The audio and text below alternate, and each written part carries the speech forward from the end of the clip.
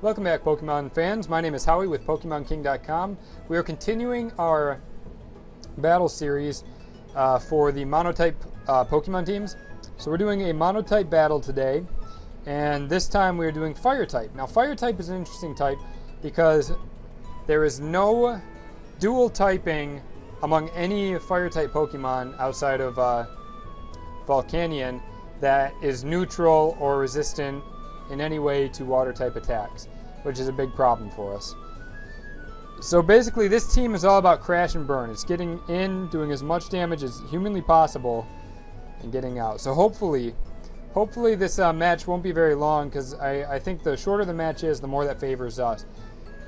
Possibly. Either we're going to get destroyed or we're going to do some destroying ourselves.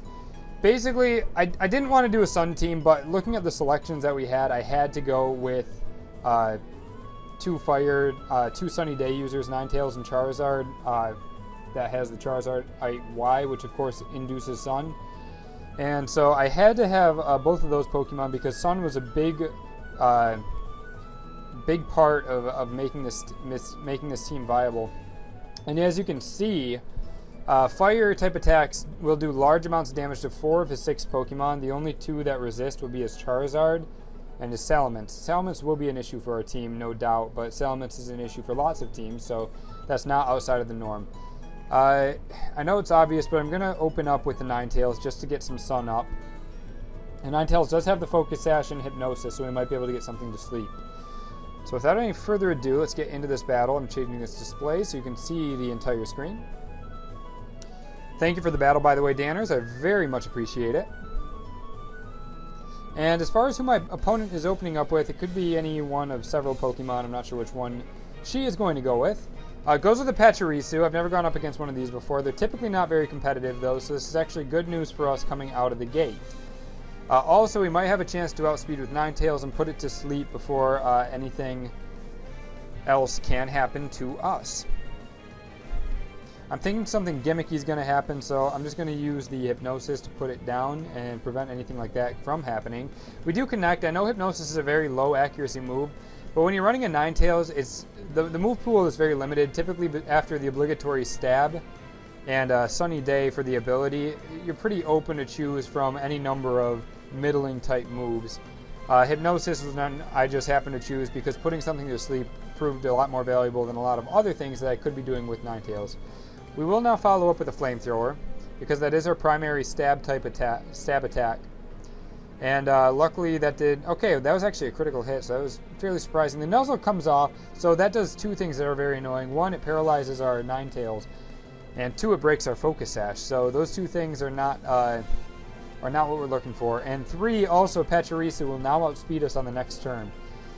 The combination of Paralysis and Hypnosis bring the success rate below 50%, I think. So I'm just going to go with the Flamethrower because the Hypnosis likely will not connect either way. As the Pachirisu U-turns out. So I was thinking maybe this wasn't going to be a competitive team we were playing, but clearly anyone that uses U-turn knows some things about competitive battling. So that is good news for this battle. My opponent does know what he is doing as far as I can tell. He or she. The Charizard does come out, and we are paralyzed and cannot move. Could be a physically based Charizard. It could be doing a lot of things that I'm not sure about. I'm hoping it's specially based. In that case, we'll probably be able to live 1 attack. I'm just going for the Hypnosis. If the Earthquake comes through, we don't really have a good switch in for it anyway. The Mega Evolution will give us a good clue, and it is Mega Y, and Mega Y typically doesn't have any move that is going to be super threatening against our Ninetales. Air Slash has another element, though, the flinch, and we do miss. Considering all of those things between Paralysis, the chance that we could miss with Hypnosis, and the flinch from the Air Slash, our success rate is way down. We do know he's going to go for another Air Slash, though, so I think I'm going to go out into Rotom to try to steal some momentum back in this match, because it will resist the Air Slash, and we will be free to go for the Volt Switch, which will be super effective against this Fire/Flying type Charizard.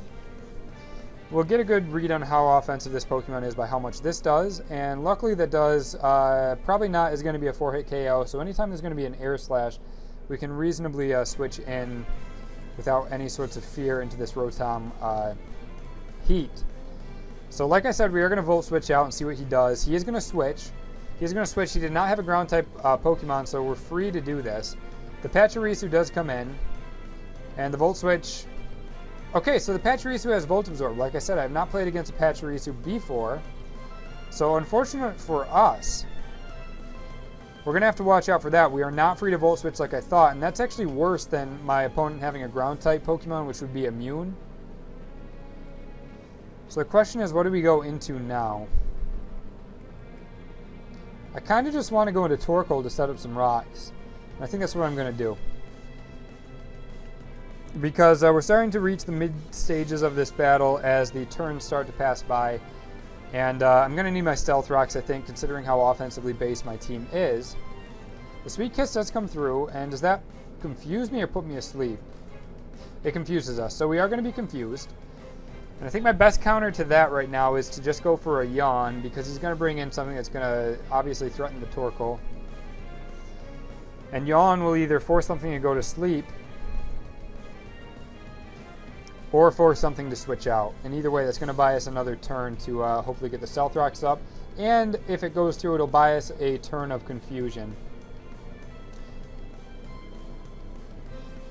Question is, what is he going to go into? His team is not actually set up particularly well to handle Mono Fire. I mean, every team is going to have a good chance of dealing with Mono Fire, but I like our chances. Does go into the Salamence, which is a bit of a problem, because if it is going to try to set up on us and is successful, we could get swept here. We could get swept here. The question is, what do we switch into a Salamence? So this is a big problem for our team. I think I'm going to go into Charizard, just in case he is going to Dragon Dance, because that way I can hopefully set up the Sun for Mega Darmanitan. And also Charizard, this Charizard can hit... Okay, so never mind. The Hydro Pump is going to come through, and that's obviously going to be super effective on a grand scale. The good news is we can Mega Evolve, and I'm not sure if we're going to outspeed, but we will get our Sun back up. And if we do outspeed, we will get a Dragon Pulse off, which will be good for a substantial amount of damage. Plus, the Drought is going to power down that Hydro Pump. We do get the Drought off, which is helpful. So we bought 5 more turns of Sun.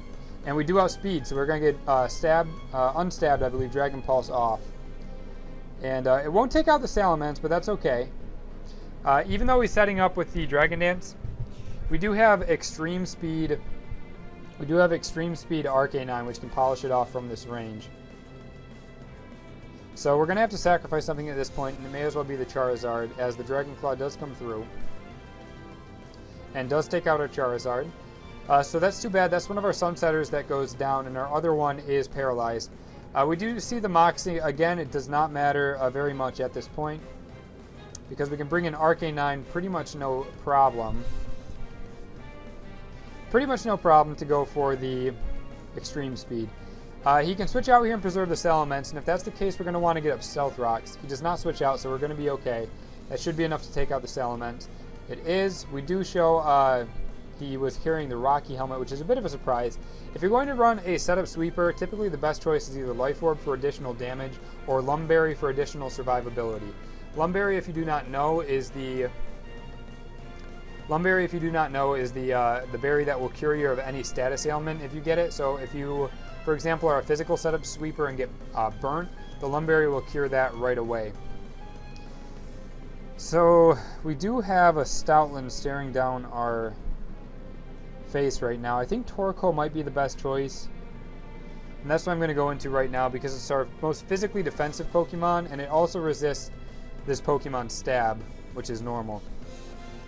And typically Stoutland does not run great coverage, so outside of its main Stab move, which as you can see doesn't do very much at all to Torkoal, that's really all it has. Could run an Earthquake, but the fact that it's unstabbed really hampers how effective it's going to be. So we're going to take this opportunity to go for a Stealth Rock right away. Does go for another return, so could possibly be choiced into that move. And if that's the case, that's fine by me. The Sunlight we see does fade, and it seems like he's content just to stay in and to go for the return. Because of that, we are going to We can either Yawn or Lava Plume because he's not showing any intention of switching, so we obviously should not switch ourselves either. I think I'm just going to go for the Lava Plume. I'm just going to go for the Lava Plume to get some damage off, and we're going to accept the fact that we're going to have to go down. Okay, so we Giga Impacts, and we survive with 7 hit points. So that's great news for us because he has to either switch or stay in.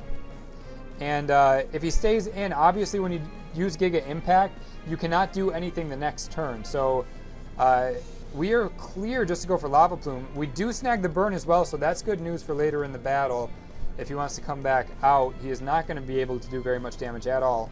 So we are just going to Lava Plume again. If he stays in, which he does, he's going to have to recharge. And we're going to get a second Lava Plume off. We're going to get a second Lava Plume off. And we might actually be able to save our Torkoal for Death Fodder, honestly, because after the burn, this thing is not going to be able to do a ton of damage. So with the burn, I'm going to stack an Intimidate on top by coming in with Arcanine. And by doing that, we will preserve the Torkoal for later in the battle, when we can use it for Death Fodder. The Arcanine comes out, we take off the return. The Intimidate does not come through. I thought we did have it on this Pokemon, but apparently we do not. Either way, we are going to go for the Extreme Speed, which should be plenty to take out this Cinnamon the Stoutland from this level. And it does. So Arcanine is putting in the work. Both of the KOs so far have been notched by Arcanine, and we took out 2 fairly major threats. The Salamence was definitely a major threat. Guys, just on a side note, if you ever want to be using setup sweepers, please do yourself a favor and wait as long as possible. There's not a lot of advantages to setting up a sweep early in a match because it's going to get stopped one way or the other. And setup sweepers are so great late game that it's just not a great decision to try to set up before you know you can do substantial damage to your opponent's team. And taking out one Pokemon is not substantial damage.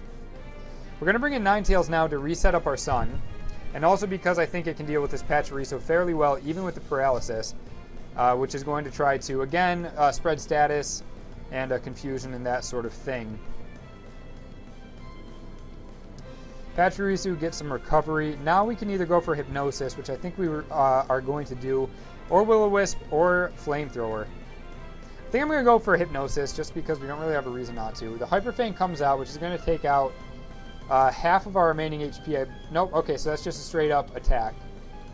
That's just a straight-up attack, so that's okay. And I think I'm going to change course now since she shows the Super Fang. I'm just going to go for the Flamethrower. Goes for the Sweet Kiss, which is going to, of course, confuse us. Which is a bummer because between that and Paralysis, we do not have a great chance at hitting through both of those things. And as you can see, we do hit ourselves in our confusion. The obvious move is going to be the Hyper Fang because I think that's going to be powerful enough to take us out. If not, it is his best attacking move, so clearly that's probably going to come, and I don't think he has a reason to switch. The Hyper Fang does come through. We do live on 8, but unfortunately with the Paralysis, we are not going to be able to get off any damage. Now I'm going to change my mind, I think. I'm going to go into Darmanitan. No, I'm going to go into Rotom is what I'm going to do. And I'm just going to run the Overheat. Because it's not going to take much damage from his attacks. He's not going to be going for another Sweet Kiss, and the Nuzzle will not paralyze us. Hyper Fang comes through against the Rotom, and Pachirisu is just not a very great attacker. I apologize, I got a little bit of the hiccups. And even though we're not a defensive Pokemon, we're going to take that just fine. We're going to go for the Overheat now, because that's our best attack. It's 140 base power, and I'm hoping it'll take out the Pachirisu from where he is. It does not. We, of course, get the special attack drop. The Sweet Kiss comes through, but that's fine by me because what we're going to do is we're going to switch out anyway, so we're not even going to give ourselves a chance to get hit in confusion. Then we're going to go back out into Ninetales to reset up the Sun. And from there, we'll actually be in decent shape because we're going to buy ourselves another 5 turns of Sun, which I think is going to be very important. So we withdraw, and I'm not sure yet if he's going to stay in or switch. as the Ninetales comes in to set up the drought once again, which is big news for our team because our fire-type attacks need that extra boost. The Hyper Fang comes out, which is okay. The Ninetales is going to go down. And I think we're free now to go into Choice Scarf Darmanitan, which is just a monster, by the way, even in OU, even though it's a UU Pokemon. And go for some Choice Scarf Sun-boosted Flare Blitzes. And trust me, coming from this extremely high, I believe it's 130 or 140 base attack, there's nothing that really wants to take that, especially a Pachirisu.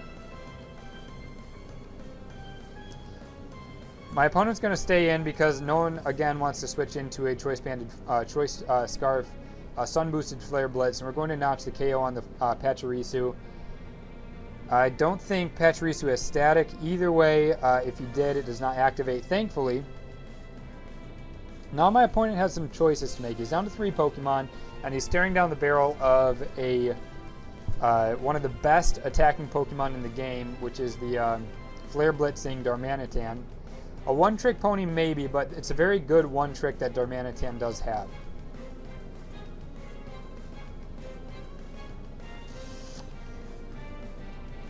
Okay, so the Volcarona comes out, and this is okay because, as you can see, the Stealth Rock took out half his hit points, and the Flare Blitz is going to definitely clean him up from that range, considering the Sun, and with the Choice Scarf, we're going to outspeed.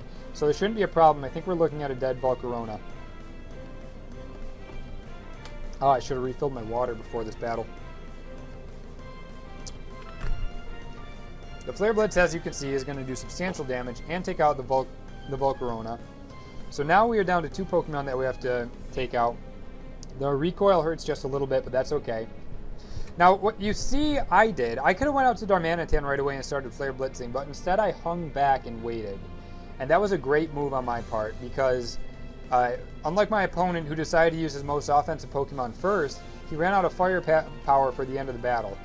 And now we are, as you can see, rocking our cleanup crew with the Darmanitan to reap substantial rewards. Even though it's resisted, we're going to Flare Blitz anyway, and despite the resist, it's just way too powerful of an attack that it basically may as well have not been resisted because Charizard was going to take more than half.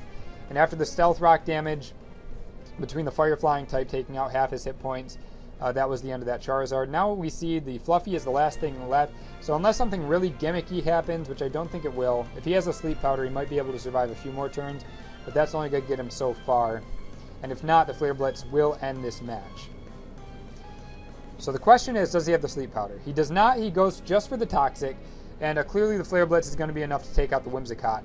So luckily, we are going to notch yet another victory in our battle series. So our Monotype teams are doing very, very well so far. If you enjoyed this video, please drop a like and subscribe to the channel. Additionally, if you wouldn't mind following all of our social media, Twitter, Facebook, and Twitch TV, all of the links you can see in the video pane just below my face, right down there, and also they're linked in the description below. We give away stuff as much as we can to people that follow all of those channels, including copies of Omega Ruby and Alpha Sapphire fully loaded. You can check out what that's about at PokemonKing.com. Basically, it's a copy of either game full of competitive, battle-ready Pokemon. It's great. It eliminates all the grinding that you would have to put into raising your own Pokemon and gets you directly to the fun part, which, of course, is the battling, which is why you're watching our videos right now. So until next time, thank you very much for watching. Have a good night or a good day, and take care.